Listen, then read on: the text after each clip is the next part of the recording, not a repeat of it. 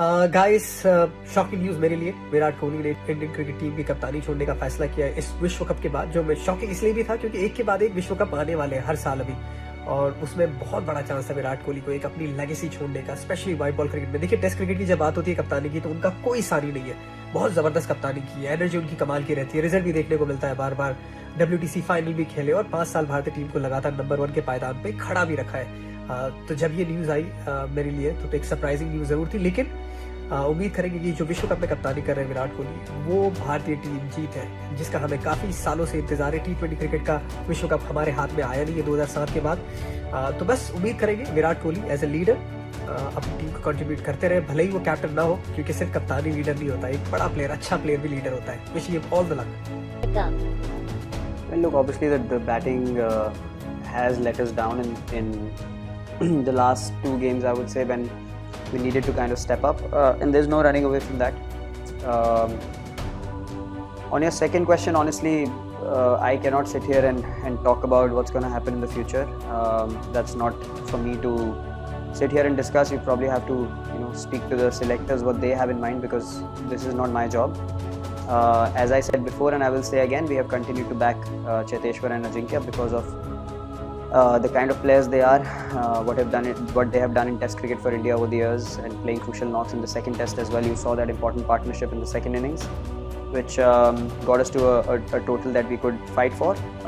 So these are the kind of performances we recognize as a team. What the selectors have in mind and what they decide to do, I obviously cannot comment on that at this moment sitting here.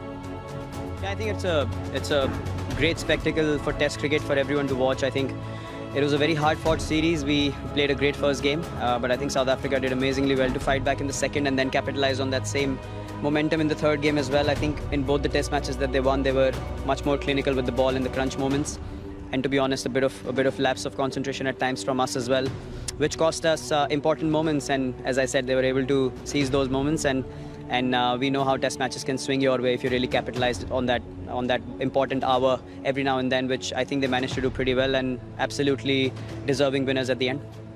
In turning up here, many would have given you every chance, absolutely every chance of doing what you hadn't done before. Tell me what you would do different, or what you feel you could do different to shift that and ensure that you might end up on the right side of results. Well, as I said, I mean, one of the challenges that we have faced over the years touring abroad has been to make sure that we capitalize on the momentum when it's on our side. When we do that, we have won Test matches quite a bit away from home as well. But when we haven't, we've actually had lapses of concentrations which have been quite bad, and those have actually cost us the Test match completely. Half an hour, 45 minutes of you could say lack of application at times, quality bowling from the opposition as well in this series. But that's what we basically boil it down to. We've had a few collapses now which have cost us important moments and eventually the Test matches. How worrying is that with a side that is particularly experienced? And I suppose I look at the batting more than anything else in terms of experience, and I suppose talk also of the difficulty of conditions here in South Africa. Well, it is definitely batting. I mean, I don't think that we can pinpoint any other aspect of our game as a team. Look, the conditions, people talk about pace and bounce. I think their bowlers, considering their heights as well, they were able to get much more off the wickets in all 3 Test matches. We batted really well against them in the first one, but I think the second and third, they applied the pressure for long enough for us to make those mistakes, eventually a few good balls as well. So yeah, it's the understanding of the conditions for them, which obviously they know very well. Our bowlers, I think, bowled incredibly well, but they were just better in terms of applying pressure on us for longer periods of time. And yes, the batting obviously has to be looked into. There's no running away from that. Having collapses every now and then is not a good thing, and that's something that we need to analyze and correct moving forward. Now, feelings are something that are, difficult to get a hold of after something has happened straight away. But with all the build-up, with all the expectation, are you able to tell me how you feel here with this opportunity lost? Well, obviously very disappointed. I mean, as I said, look, we know how far we've come as a team. I mean, the fact that we come to South Africa and people expect us to beat the South African team in their home conditions is testimony to what we've done in the past. But that doesn't guarantee you any results. You still have to come out here and play hard cricket, which we failed to do this time around.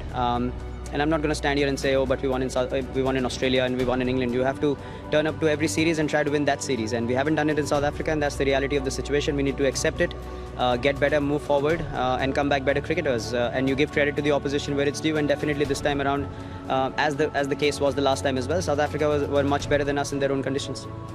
Tell me of the things that you are happy with within your side, though, on this tour.